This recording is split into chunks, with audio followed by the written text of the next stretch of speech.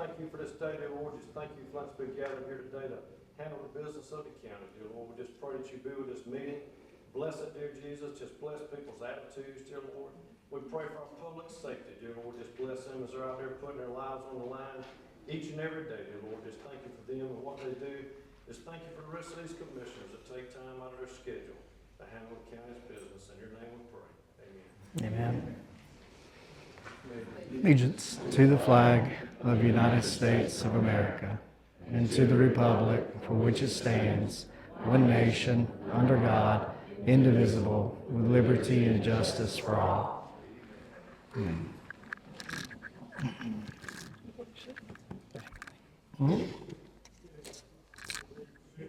Joe Powers.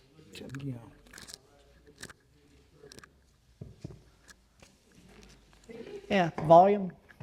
You talk as loud as me. That's all I can hear. Ma'am, that's what I'm trying to do. Thank you.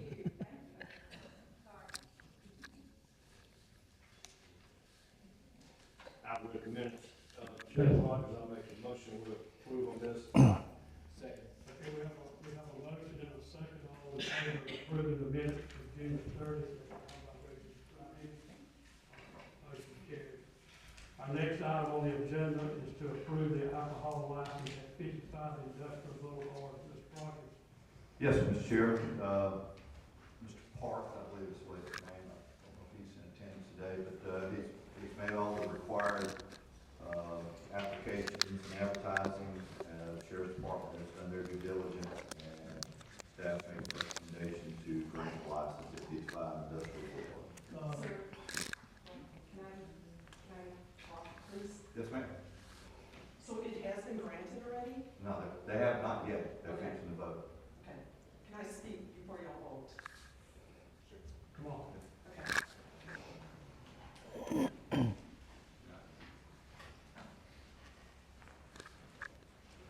How long do I have to speak? 3 minutes. Okay.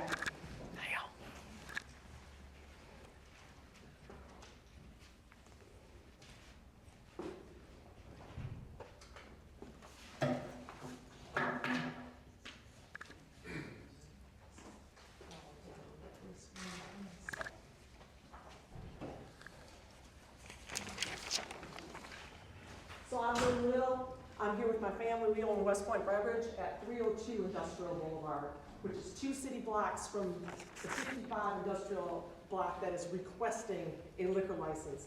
At this time, Mr. Kahia owns the 80 pump and pantry property, which you can see here. The other property in question is right next to it.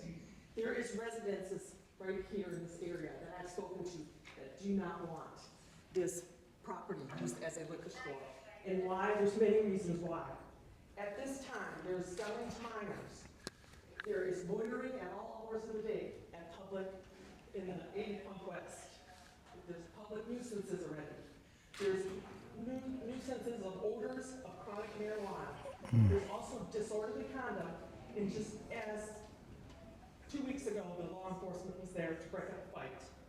This property is a major gathering for underage children.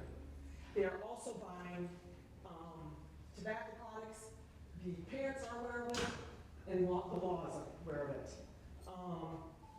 He has already shown that he is not complying to the state licensure of tobacco, wine, and beer. These are critical reasons and valid reasons, commissioners, to decline this application. We, at this time, have 13 liquor stores in Morris County. We don't need any more. We don't need it to run into a problem like Baldwin County did 2 years ago. Oh my gosh, we have too many. Now what do we do? We need elevated services. We mostly need to be held accountable. And this pump and pantry location has already shown they can't do that with just a convenience store license. With that, being there's been public nuisances, and not to mention the property that you see as well that's owned by Mr. Kikuta is, again, not an elevated property. It's very ill repaired. We are just 2 big city blocks from that property. We just got our license 2 years ago. So we want a lawful business. We want to do better for this community. That area at Industrial Boulevard on the other end is not doing that for our community. So let's not let Industrial Boulevard become a bigger problem than it already is. And let's let, as a Lawrence County citizen said, let's not add fuel to the fire of situations that are already going on with the convenience store and not grant this license. Okay? Thank you.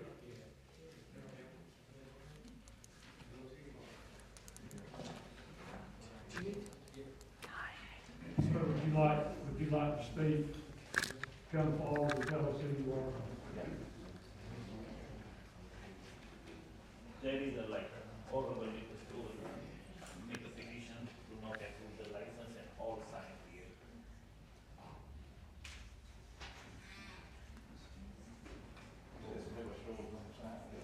Yes, they all sign here. This is not. Yes, and they also sign here.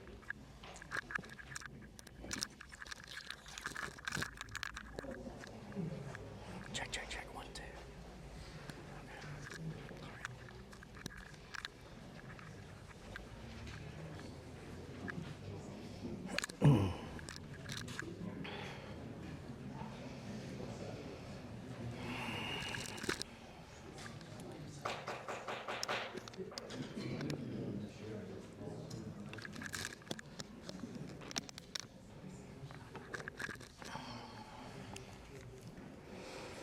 So I can't speak for the rest of the commission, but I can go ahead and say that honestly, most of this is new information to me.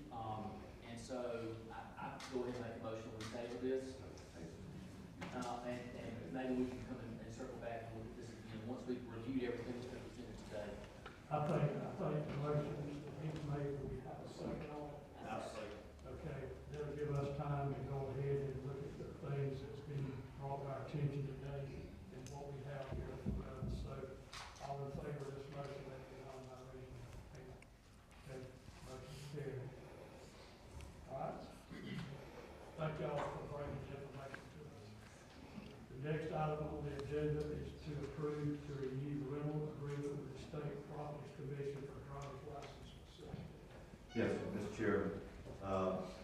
So we have been negotiating with State Properties Commission over the existing driver's license building for a new 10-year lease.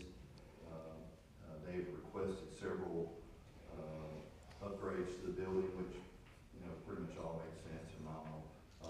And we've also requested an additional increase in our rental rates from the state, and which they have agreed on. Biggest thing is we're just going to do some interior painting and stuff like that. The most immediate thing that has to be done to the building, and we've shared, I shared that with, during our workshop. But they have agreed to all the other requirements. So, Any commissioner have any comments they'd like to make concerning this before? I think we have a motion to approve the renewal rental agreement with the state. I'll make a motion that we approve the rental agreement, 52% per year. Do we have a second? Second. Okay, all in favor? Okay, motion carried. Our next item of business is the extension service presentation. Who's going to come do the presentation? We have our intern here, Michaela. She is going to talk to you a little bit about what she's been able to do for our community during her summer internship. And we really appreciate y'all for helping to partially fund that. She's been able to do a lot. Okay, Michaela, great things I'm hearing about you. Talk to us.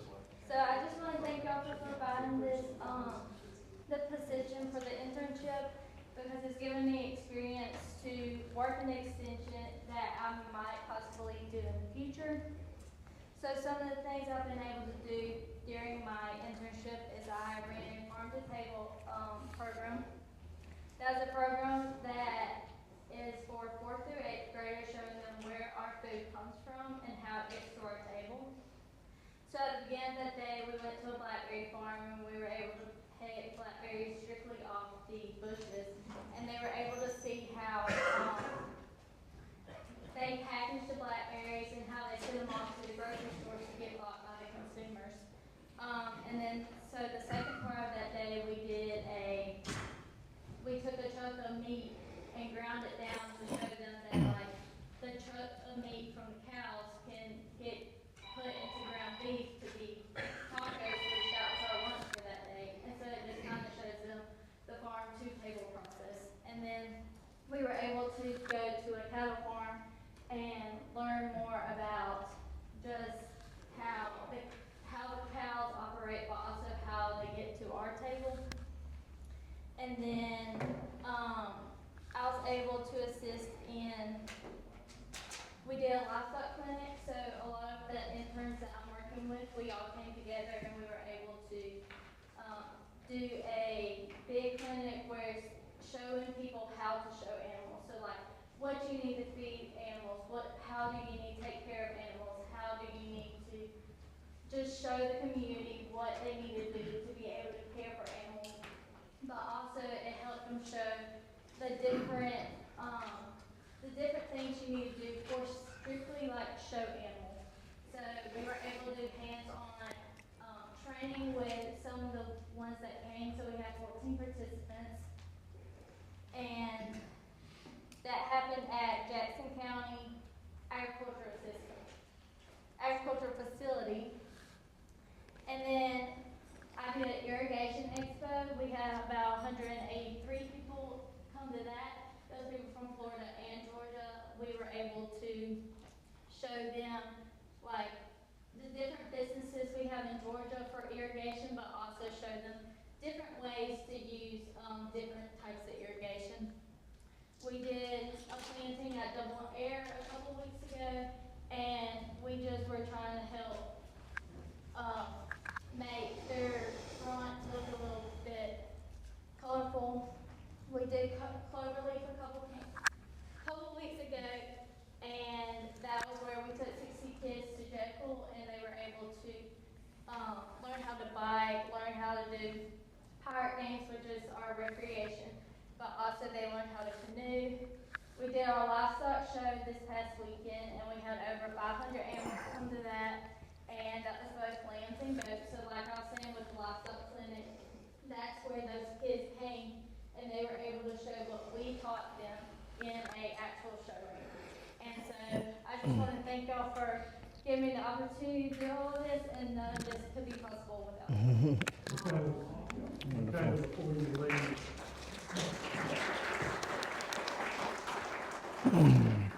before you sit down, I've been knowing you a long time as a small child. When did you start showing animals, and what age for you? So I showed swan and goats. That's what the ones I helped teach at the livestock clinic. I started showing pigs when I was in about first grade, and then goats when I was in third grade. I just want to tell you how incredible it's been to work with Michaela, and she's taught me a lot of things myself. I didn't grow up in the show ring, and she has been a breath of fresh air and teaching me a little something. But that project that y'all got to see, I just want to speak to Michaela's impact. Those kids came out of there learning where their food came from, and I think that's a huge success. Michaela did a really good job planning and executing that day for us. And those kids wrote just saying, hey, I realized that my food didn't come from just Kroger. I think that speaks to the value of programs like this. I just want to say Michaela's been a great asset to us this summer and did a great job. Yes, she's made a big difference in the lives of the children in our county, and she's done more than some agents have done in the first 3 months. Thank you so much.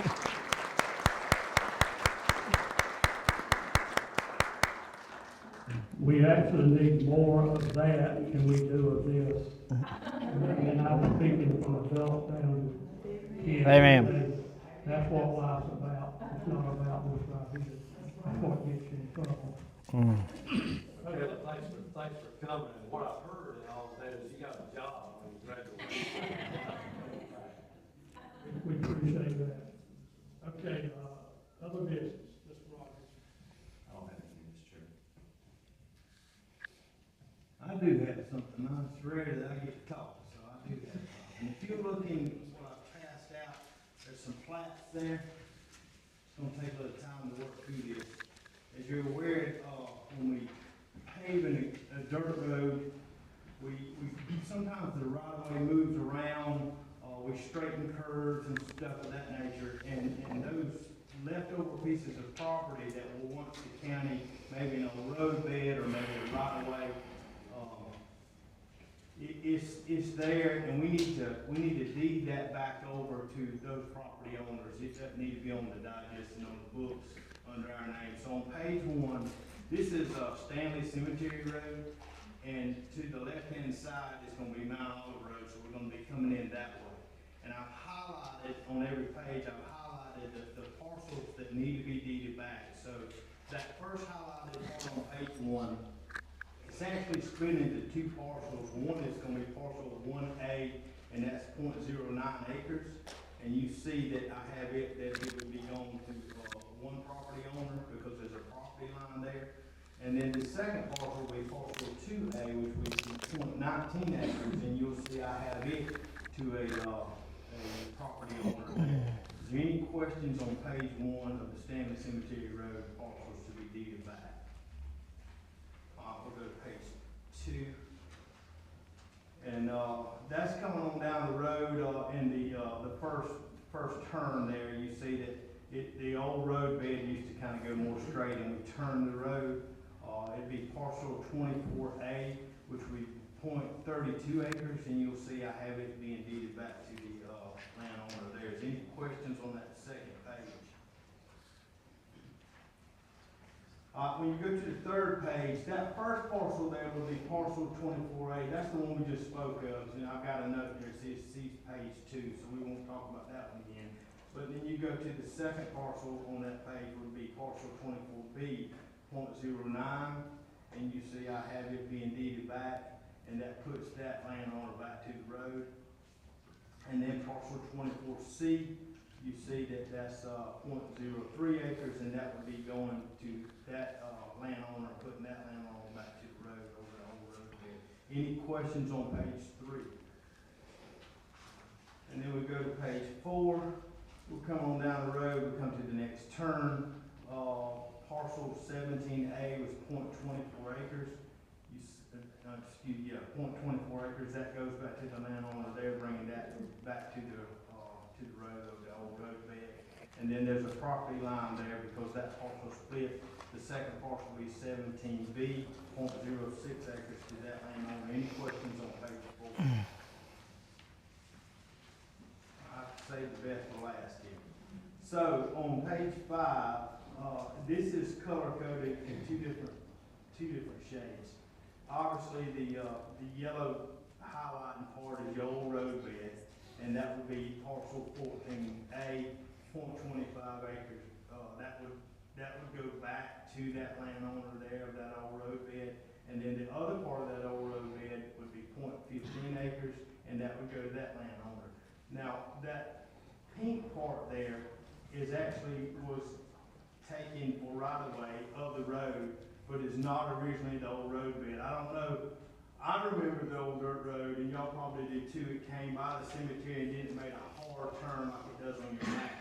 So before my time, that land there was taken for right-of-way, but it needs to be deeded back over. And you see that it's 0.33 acres, and it has to go to that landowner that I've got it marked to because it puts that landowner back to the road. Y'all understand that?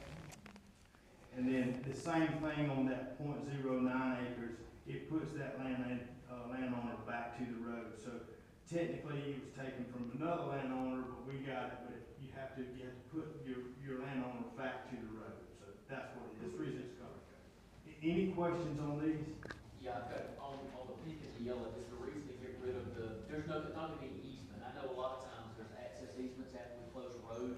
Yeah, Will there be any easement that's left over there? No, there won't be an easement left over there. We'll have, you can see the new existing road in our right of way, all the way through it, so there won't be an easement. And I don't know if y'all been up there in a while, but that's just a large grass area right there.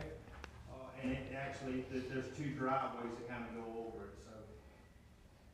And I talked to the land surveyor, Josh Christian and I, we met several times on this. We even rode out there and looked at everything. we think this is the best thing. Brian and I talked about it, we think this is the best way to handle this and kind of clean up the books on that road. And the reason this was brought to my attention is one of the landowners on the road actually contacted me and said, hey, that old right-of-way was supposed to be deeded back to us and it never was.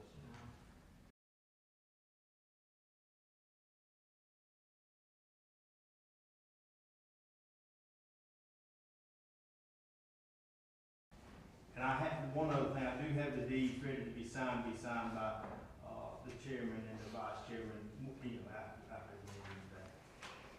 I make a motion that we deed this property to the property owners so that they have access to the road again. We have a motion and a second, all in favor? Motion carries. Hey, Brad, would you be sure to make sure whoever the landowner is, where there's this 18-inch reinforced pipe? Is that on page 4? It's on page 5. I didn't see any pipes except on page 5. Just let them know that that's their pipe now.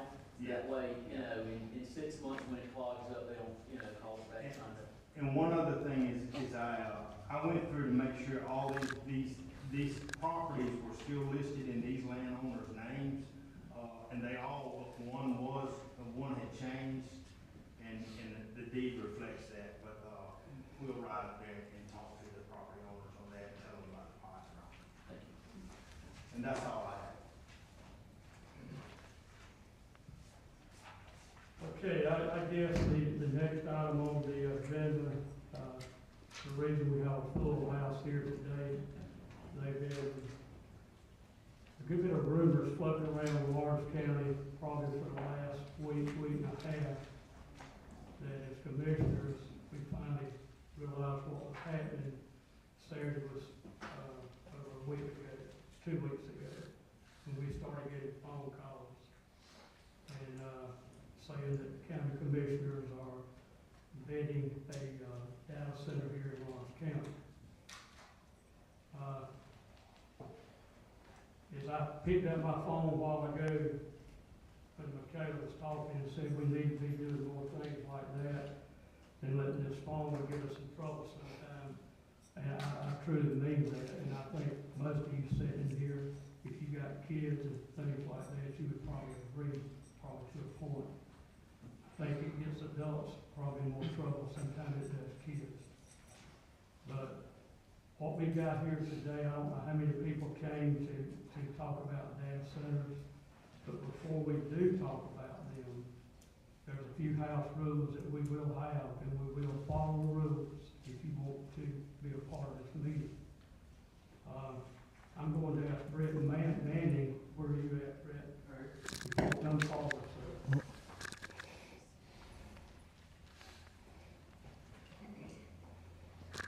Brett, share with them who you are, what you do, and share a few minutes about the information that's out here that somebody picked up on and miscommunicated, I feel like sometimes. Yes, sir. My name is Brett Manning. I'm Executive Director of the Heart of Georgia Alcohol Regional Commission.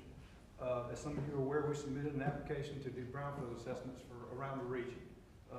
One of those assessments, potential sites for an assessment, doesn't mean it was going to be picked, was the Mohawk, old Mohawk power plant. In the application process, we had to list some potential uses. Data center was mentioned as a potential use. Potential, that was it. There was no industry, business, industrial, or otherwise tied to this application. It was simply just an application to do brownfield assessment.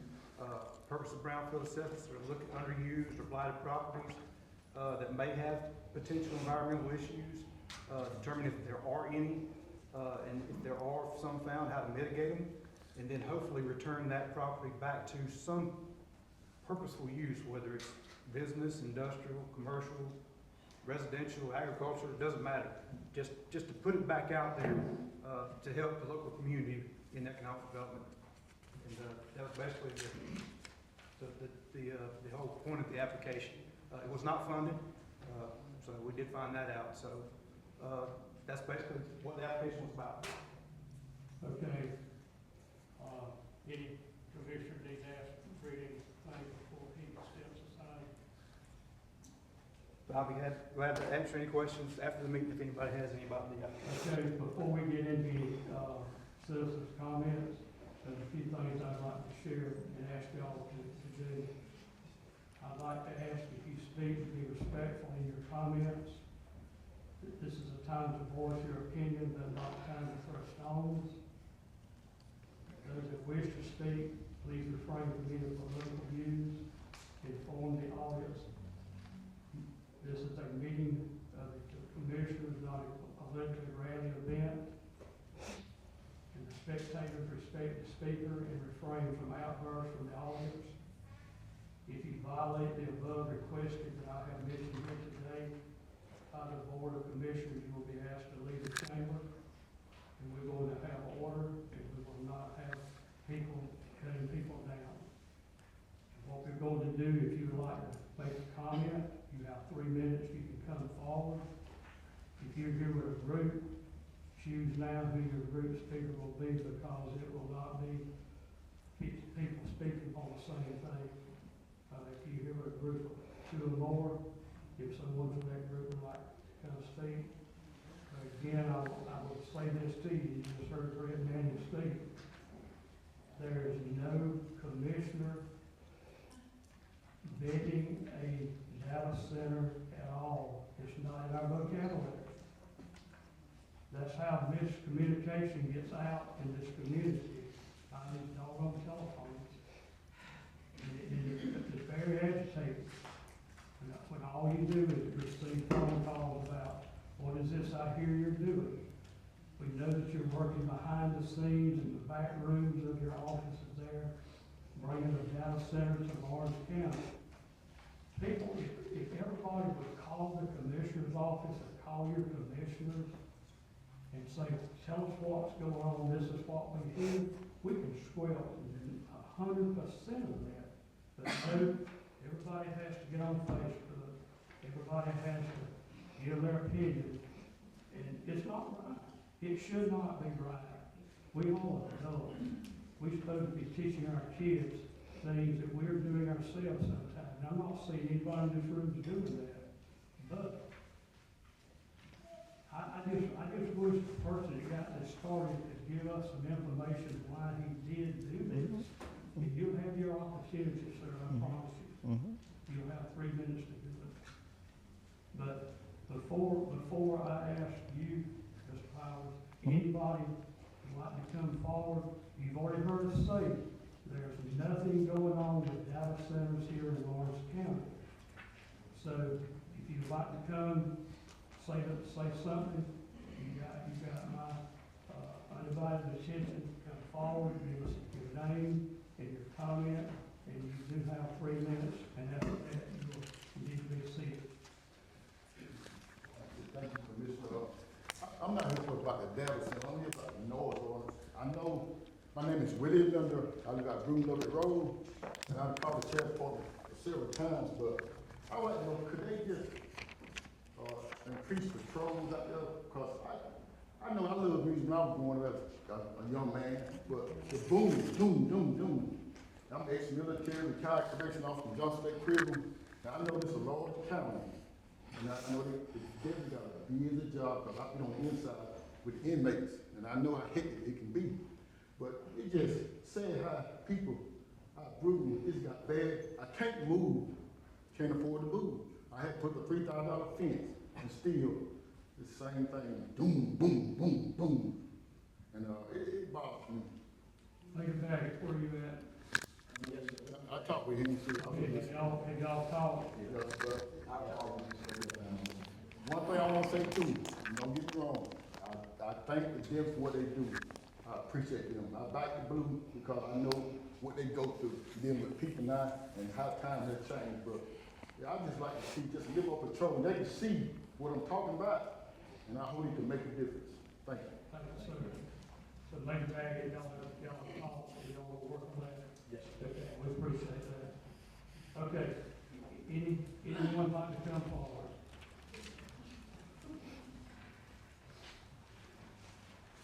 State your name and your comment, and you have 3 minutes, ma'am.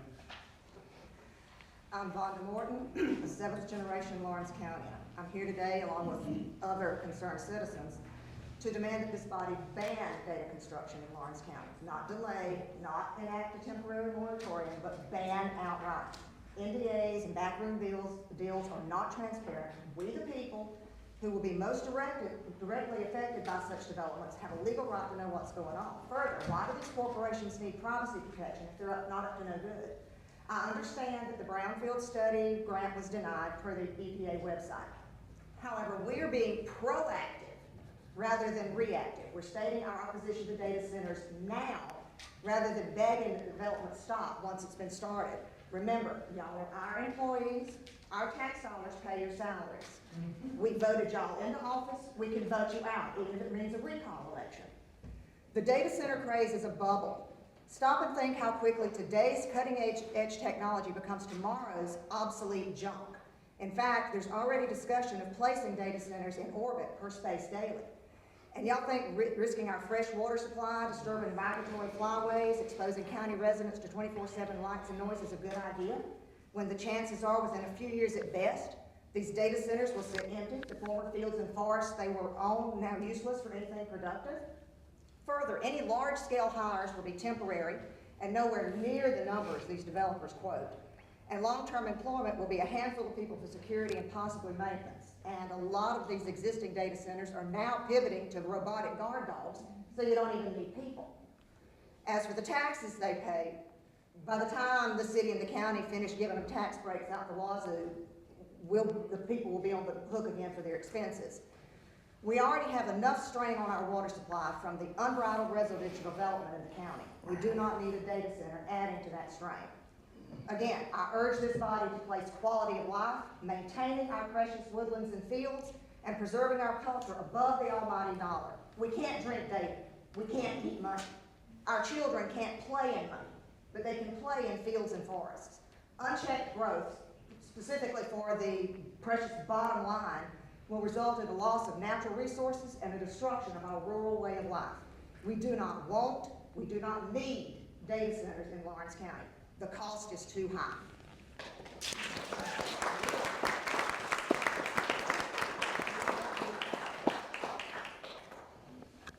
Good evening, everyone.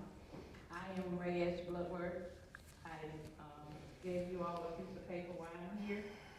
I do not support the data center. If one ever proposed in this area, I'm here to see if you all have a protection, ordinance in place for our resources, our water, our electric, our infrastructure, and I'm asking you all to review your ordinances and make sure that we are protected. And I know it's a rumor, but we also need a conversation because this is happening all over Georgia. And if we can't start a conversation as a community about being a part of this decision, and we need to come together. I'm asking that if you all propose a data center, please get the community involved. Please make sure you set up protection for our water resources, because I know you all hear what's going on in the community, what's going on in the state of Georgia. Please protect our resources. That's all I'm asking. And once again, I do not support it. Thank you.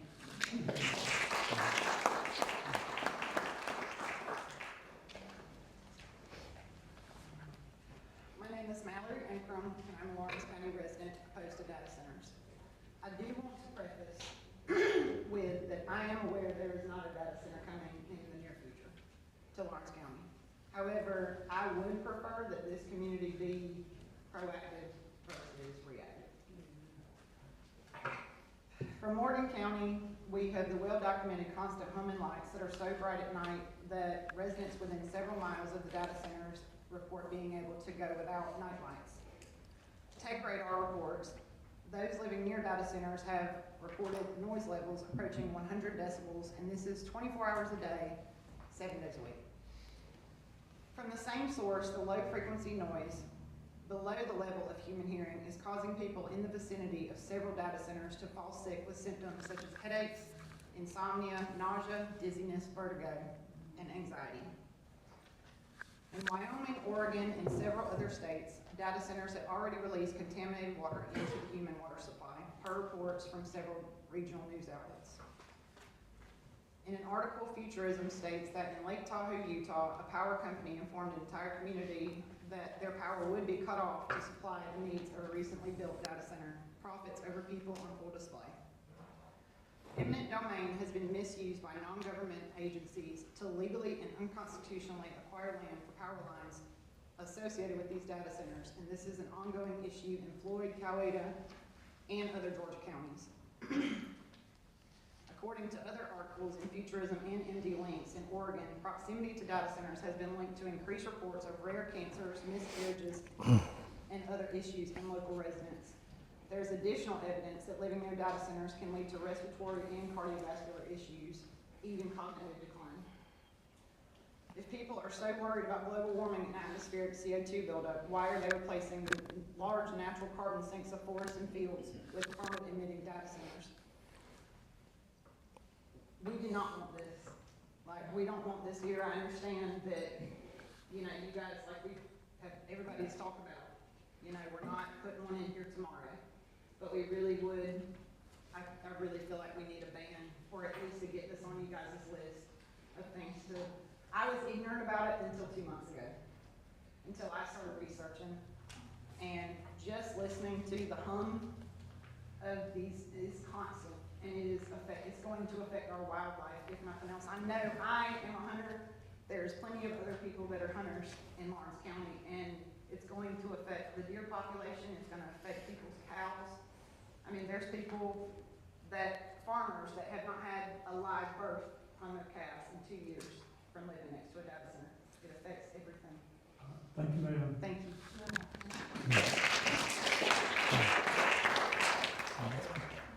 Remember, folks, if you go to speak, 3 minutes is your limit, so who's next?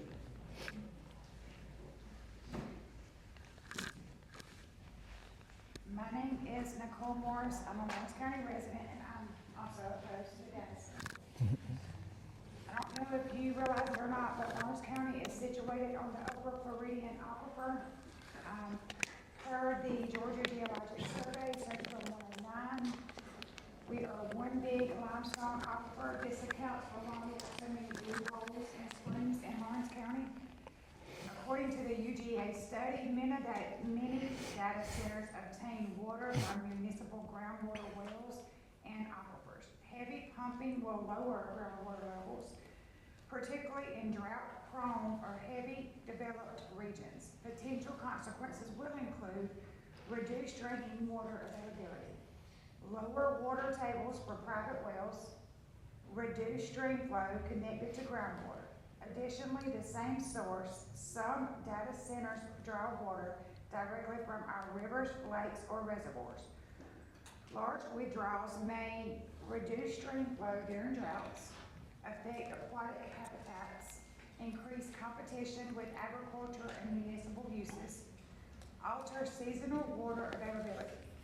Again, I'm quoting the UGA study, a medium-sized data center will consume 300,000 gallons of water per day for cooling, equivalent to the daily water usage of approximately 1,000 households. Larger data centers can use up to 5 million gallons per day, or about 1.8 billion gallons annually, a usage equivalent to a town of 10,000 to 50,000 people. This water is not returned to the water table, but when it is, it's usually contaminated. Again, this is per the UGA study. Further, according to the Project Airhead study, land disturbance activities and constructions of massive data center campuses can and will have negative impacts on streams, amenity ponds, reservoirs, and rivers. In Morgan County, Georgia, residents near a data center reported lower water pressure and eventually nothing but sludge comes from their faucets. Their plight has been well documented by major news outlets. Is this what y'all want in Lawrence County, Georgia? Do we see our wells and springs reduce to sludge? Once again, I just suppose, we're not getting any more water on this earth, so we don't need a data center. Thank you. We'll put one or two more people, and, it looks like everybody that's here is saying that they, the same thing, so, sir. Hello everyone, my name is Tyler Longley, I'm an East Dublin resident, I live on Highway 319. I'm up here for several reasons. Yeah, I am opposed to data centers. I consider myself an outdoorsman, so to support something that would destroy what I really consider my passion, not something I stand for, but I'm also up here, you know, maybe I live on, like I said, I live on 319, the start of it. I'm the next door neighbor of a rehab. And I believe rehabs are a great thing, you know, everybody deserves a second chance, but I'm literally right next door to them. The only thing that blocks us is a small creek. The only reason that gives me and my family some ease is that we do own big dogs, so they can come over if they want to, but like I said, I'm not opposed to rehabs, but I am gonna have to invest the money in clearing the land and building a fence just because I want some privacy. Maybe in the future, before rehabs are just put in place, maybe the city can help fund the people that are renting them to, you know, land clear, build a fence for personal privacy. And like I said with the data center thing, you know, anybody who may be in favor of them, maybe just Google on your phone the noise that it makes constantly 24/7. And also, you know, the water and stuff like that. And, you know, we are the people, so we should definitely have a say. And that's just my personal opinion, but that's about it. But, you know, like I say, I hope everyone takes my points into consideration. And we're the people, so we should definitely have something to say about it. Thank you for your time. My name is Tim Hill, resident of Orange County, and a business owner. Water. I ain't gonna be that long. I'm not gonna repeat everything else, you know, about the data centers. But my question is this, my statement is, I would like to see a ban on, first of all, what benefit a data center to Lawrence County ever? What benefit? It's not gonna provide jobs. It's gonna end up giving them tax breaks. The only benefit that I can see from a data center for Lawrence County is the city of Dublin and Lawrence County and all the new flock cameras surveilling us.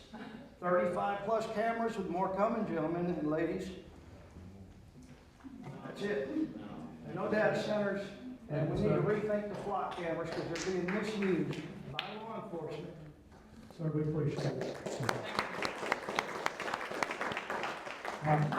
One more. Okay. I'm not against technology at all, I'm not, but data centers are contributing to PFAS, forever chemical pollution. The potential negative impacts of data center expansion on carbon emission, water usage, and electricity bills are relatively well documented, but their potential PFAS pollution, both direct and indirect, is less well known. PFAS, also known as forever chemicals, are very durable and accumulate in both the environment and the body. Over time, posing real concerns for long-term human and ecological health. Data centers host tens of thousands of servers that run 24/7 in order to keep virtual networks, cloud storage, and computing in operation. Such servers require semiconductors, cooling systems, and fire suppression, all sources of PFAS, forever chemicals. Many emerging technologies hold promise in terms of destroying PFAS, but they are energy intensive and expensive. This brings up the ongoing debate over who should bear the cost of potential solutions.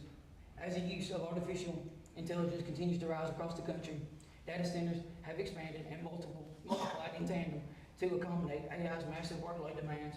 These data centers host tens of thousands of servers that run 24/7 perfluoroalkyl and polyfluoroalkyl substances, commonly known as PFAS, form a group of more than 15,000 synthetic chemicals that's known for their application in non-stick, water, and grease-resistant firefighting products. The chemical structures that make them suitable for certain uses. Carbon-fluorine bonds are among the strongest known chemical bonds that are therefore resistant to breaking down in the environment. A property that has earned a PFAS the nickname forever chemicals. These forever chemicals are present in our air, soil, drinking water, and overall food chain. Due to their durability, PFAS accumulate in both the environment and the body over time, posing real concerns for long-term human and ecological health. When these forever chemicals enter the body, they accumulate in human tissue instead of being metabolized by the body like other contaminants. These bioaccumulate have toxic effects, especially for the liver, blood, and kidneys. Researchers have found that PFAS impact fetal growth, organ development, and reproductive health, and other biological processes. They have been linked to high rates of cancer. Studies show that most Americans have some levels of PFAS in their blood. Data centers and PFAS. The potential negative impacts of data center expansion on carbon emissions, water usage, and electricity bills are relatively well documented, but their potential PFAS pollution, both direct and indirect, is less well known. Data centers primarily use PFAS to cool their servers and to suppress fires. Direct PFAS pollution from data centers is difficult to ascertain and likely limited because cooling systems generally run as closed loops. But manufacturing companies that produce the PFAS materials used in data centers have historically emitted PFAS, which harms communities and ecosystems near their facilities. Chemours is the largest global producer of PFAS and one of the biggest suppliers of PFAS materials for data center coolants and semiconductor production. Semiconductors are used to make the microchips deployed in data centers in vast quantities. The company aims to expand production of its PFAS materials, in particular resin, for semiconductor manufacturing to accommodate the growth of data centers across the country. I'm just saying we don't need data centers. We don't need them.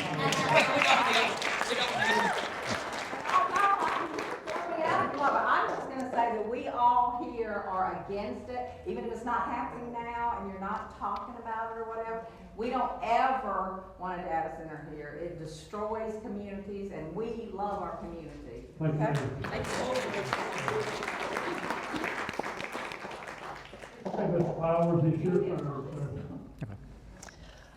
Before my time begins, if it's the pleasure of the commission, I do have questions. Would you prefer me to leave time for you to answer those questions or give them to you in writing and accept a response? Whatever you want to do, sir. Okay, thank you. Well, friends, I'm Joe Powers. I'm the person that created all of this conversation. Thank you for coming out today. I appreciate that. I do want to say great appreciation to the council for engaging the citizens and communities in this conversation. The intent was not to create a rumor or an untruth. The idea was to create public awareness, which we have done, and let the citizens engage with our council. That was the purpose. I'll start with a statement. After bringing that Banfield assessment grant request to the public, we have confirmed that the citizens want information and education around any plans like this or consideration of a data center to be brought for public debate. I appreciate Mr. Brett Manning expressing the reasoning and the denial of the grant that was in question here. And the few questions that I have, I'll start with, have you recently in the county commission meeting previously, or do you have any plans to call for a unified development ordinance, or UDO, or a special use permits application for Lawrence County at all? Do you guys have any plans for that, or have there been any discussed in previous commission? Sir, like we had said when we first started this meeting, we have never had data centers in our vocabulary. And I realize what you're saying, they're all being looked at in different parts of our state and country. Yes, sir. But any industry, anybody comes into this county, they're all vetted. Am I correct, Mr. Rogers? Yes. They're all vetted. And no matter if it's a data center where it was a, as we would say, a wood mill years ago, and today it's even stronger vetted than it was back then. Probably back then, they were just glad to see one coming in. Lots of industry coming in is not good for our county. And we would not want to put the citizens through something and have of interest in our county. It's not good. But this commission board, and I've been on it 7.5 years, we have never even talked about it. Yes, sir. And you say, well, why don't you talk about it? Well, until now, it just hadn't been discussed. Yes, sir. We hear it around us, it all being discussed, but I promise you, if things did happen, we would be on the top of it. Yes, sir. And if you had called us and talked to us before you got all this started, we could probably squelch In all respect to that statement, sir, this is exactly what I want, is engagement from our citizens so that they have the opportunity to speak. Everyone in this county has an opportunity to ask us at any time, about things. Yes. And I promise you, we will not hide from anybody. Mhm. We was elected by the people, for the people. Yes, sir. And I promise you, and promise the people in this room, if they ever have a question, instead of calling and asking you, they need to ask us, because Mhm. we should hopefully be able to give them accurate information they need, and the same goes for you. Yes, sir. And I don't mean that in any disrespect. Mhm. We just want people to come to us in a moment to ask things, when they hear things like this, let us tell them what we hear. And if we hear things, I don't think there's a board member up here to say, no, we won't talk to you, we will. Mhm. Yes, sir. 24/7, my phone's active 24/7. And if I may, I do just have a couple more questions, and I'll be very quick. Yes, sir. With that in mind, I know Mr. Trey Kemp, you sit on the Heart of Georgia Commission. Yes, sir? Yeah. I just wanted to ask a question, point of clarity around some of the verbiage that was in that grant request.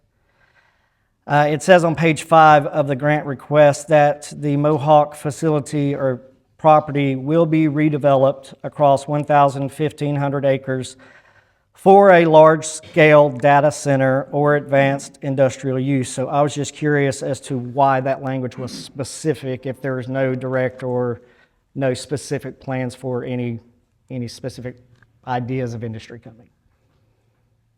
This grant proposal for the brownfield was done pro forma from the regional commission. This wasn't required as a vote from any of the particular members. Okay. I can explain it if you like. Yeah, sure. There was no intention, I guess the word could have been better on that. There was no thought that, like I said before, there's nothing tied to this. It was just, it could have been, that part could have been written better. Well, thank you for that. I appreciate it. And then I do have just one other question that is being asked of a community member that's not here, and that is what is happening off of 319 with land parcel 197010. Somebody will just make a note of that. That's a question being asked by a community member that's not here. Okay. And then I'll just end with this, friends. One last question. And again, I have great appreciation for the fact that everybody that I did reach out to and call answered my phone call, spoke with me, gave input. That's from the county commission, from the mayor, from the development authority. Everybody has been very communicating, and I really appreciate that. But I'll just end with this. If there are any plans, designs on locating a data center in Lawrence County, or in the future, if that conversation comes up, I believe you've heard it asked from the community, and I'll make the formal ask here. We ask today that a formal agreement from this commission for at least an 18-month moratorium on any discussion or permitting or land application relevant to a data center, server farm, technological facility, pending public discussion, debate, and representation, because in the state of Georgia, just in this past legislative session, there were 22 bills failed by our current state legislation around regulating data centers. So that's why we make our ask. Thank you for letting me speak. Thank you to everybody coming out. Thank you for your time. Thank you for what you do.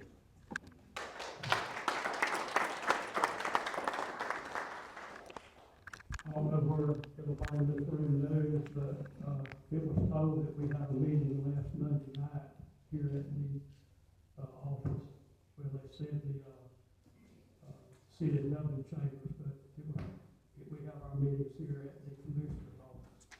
10 people, if I'm not mistaken, am I correct, showed up. Our county attorney and our county manager stayed around to make sure that the people that showed up did not attend the meeting. Am I correct? That's correct, Chair. I don't know how that rumor got out. That's what I was saying earlier. There've been too many rumors that got out that we was meeting here, meeting there. 8 to 10 people showed up thinking that we were going to have a meeting to discuss We don't even meet on Monday, folks. We meet, That- you know, we meet the first Tuesday at 5:30 p.m. and we meet the third Tuesday at 12 noon. That's our regular two meetings. We did not have this meeting today, call meeting to give any discussion on data centers. This is our regular meeting. You saw the agenda. You have all right to look online to see when we have our meetings. You'll see our agenda. If there's anything that is on there that you need to come and talk to us about, please do. This is an open meeting for the public. We don't hide behind closed doors for meetings. I just want to share that because when this information gets out, it runs like wildfire. And there's just been so much out here in the community, you cannot go nowhere, even church sometimes, without someone saying, what are y'all doing with data center? Please come to us as a board. You owe it to us, and we owe it to you to keep you informed, but you owe it to us to come to us instead of letting Facebook tell you what's going on. So many times Facebook can be misleading.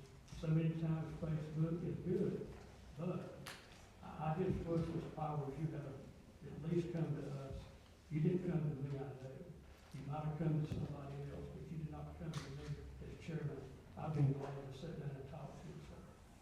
Certainly. Ma'am, you got 1 minute to share what you want. Oh, I was just gonna say that I did call Kevin Tanner directly, from first one, clarify everything. So I have good things. We could have clarified lots of this. We could have clarified lots of Well, this. he cleared it up for me, so. I appreciate everybody being here today. It lets me know that you are engaged in our community, but, that's all I can tell you. Well, I did it right, I called Kevin. You appreciate it.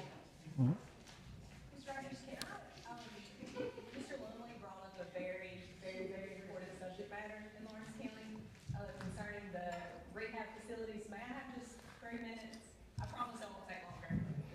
So, We hear fussing, fights, all the time next door. Okay, sir, you already spoken. We've now got someone else speaking. So, this is not a representation of my job, and would like to state I oppose data centers, but to go back to what Mr. Lumley has spoken on, Alan Baggett can attest to this as well. I've had 2 people show up at my home in Rockledge that have walked off from the Christian Family Life Center down in Rockledge, and I do own livestock.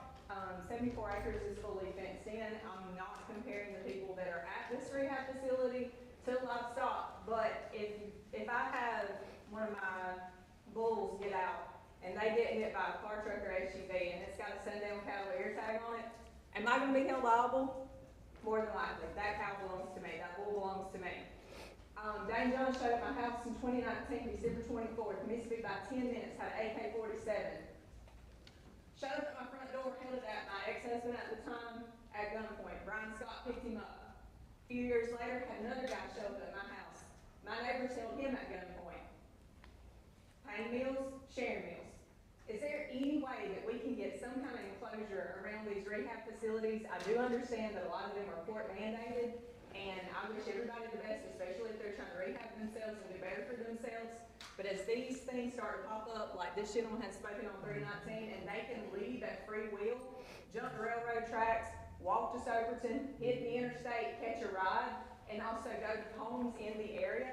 Is there a way that we can maybe enclose them so that they have to check in and check out through a gate system versus just being able to walk off? Mr. Rogers, can you share a few things? Let me say this. Well, go ahead, Ms. Jane, you have one. Most of all these solar living homes are privately owned. And we do have ordinance with rules that they should abide by.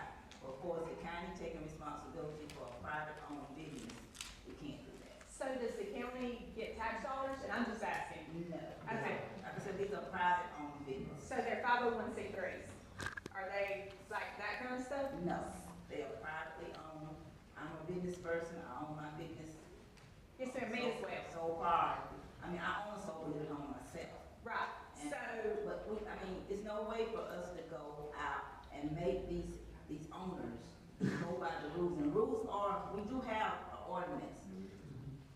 We do have an ordinance that they should be going by before it's us going by and making them put up a fence, because you have, like I said, they're popping up. Yes, ma'am. So we don't, I mean, how we gonna put a fence at every house that allows these, sober living homes to be there? Yes, ma'am. So in reference to the Christian Family Life Center, because that's the one that's effectively affected my well-being at home, do we have court mandated people there? Like, are there, okay, so if they're court mandated and they're living there and we're helping them get rehab to go back into society, they've committed a crime. Not necessarily, they could be just, addicts. Okay. So the one that showed up at my house had a stolen firearm from the city of Dublin. Thanks to Mark Bell, he was able to trace that firearm down, and it was Dan Johns. And he showed up at my house with AK-47. So if we have court mandated people that have convicted a crime that sometimes end up down there, the fence, I would think that the sheriff's department's pretty high. Is there just some way, if we're ordering these people and we know that they have a prior conviction, is there some way that we can ensure the safety of the community? That's just my question. No, we can't force them. Everybody that goes there, a lot of them are private citizens. Some of them are just part of their probation parole, required to have 40 hours in a rehab facility, and that one qualifies. We vetted them. It's been tough. It's been really tough. And we put a lot of GAR standards. There was about 13 of them when we started before we put our ordinance in place, and now we have, I think there's 4 or 5. We inspect them several times a year for the life safety codes and things of that nature, but they're not someplace that are going to restrict their ability to. They can come and go. They're not required to be there. Awesome. Okay. Thank you for There are understanding. some, if you see one pop up somewhere, and you think it's a rehab, you can contact our office down here and we can check it out and make sure they. Awesome. Thank you. Can I say one more thing? Sir? I was just going to say one more thing. It was in concerns to the rehab next to my house. This is the CRC, Christian Recovery Center. It's common knowledge or public knowledge, a few years ago, and I am discussing a few years ago, but the owner was busted and actually distributing meth to his rehabbers. How was he able to get back into ownership? If you're distributing to rehabbers, how do you get back into ownership of that? And also, with her point with safety concerns, she's definitely went through more than we have, but we're very close, and our family, I live with my grandmother, so all my grandkids will come over. A lot of them don't come over anymore very often, just because of safety reasons and concerns, because it could be anybody in the rehab. Child molesters, pedophiles, drug addicts, and I've worked around them doing millwright work. I've made friends in the rehabs. They're not bad people, all of them. But as a concerned citizen, what are we supposed to do if we wake up in the middle of the night and there's somebody stealing our property? Sir, the first thing I would do, I would call 911 and have the sheriff's department come out. Yeah. And I think they have, done this on many occasions. It's like Mr. Rogers shared with the lady just then.